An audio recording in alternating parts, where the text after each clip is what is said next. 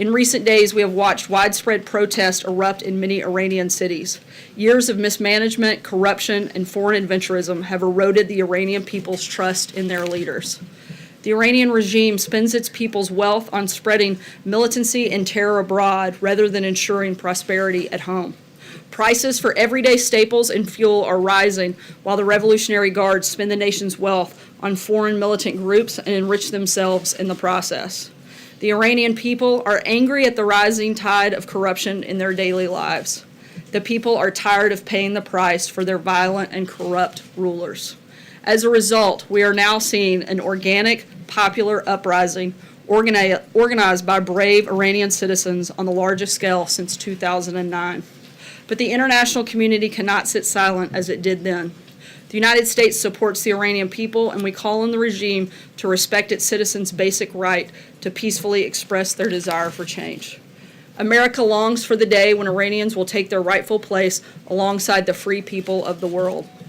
As the President said in October, we stand in total solidarity with the Iranian regime's longest suffering victims, its own people. The citizens of Iran have paid a heavy price for the violence and extremism of their leaders, and the Iranian people long to reclaim their country's proud history, its culture, its civilization, and its cooperation with its neighbors. On an even more somber note, we are sad to have to announce that a brave American service member died in Afghanistan, and we are going through the notification process, and DoD will provide updates on that situation as available.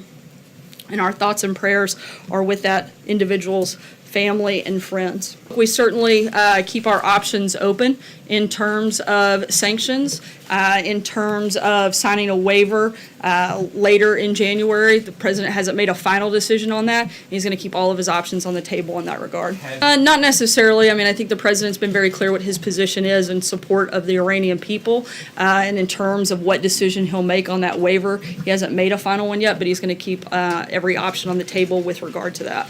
The President outlined a new strategy for Afghanistan and South Asia earlier this past year in August, and at that time he laid out and said that Pakistan is not fulfilling its obligations. The President is simply following through on a commitment that he made, because this is a president who does what he says he's going to do. We know that Pakistan can do more to fight terrorism, and we want them to step up and do that.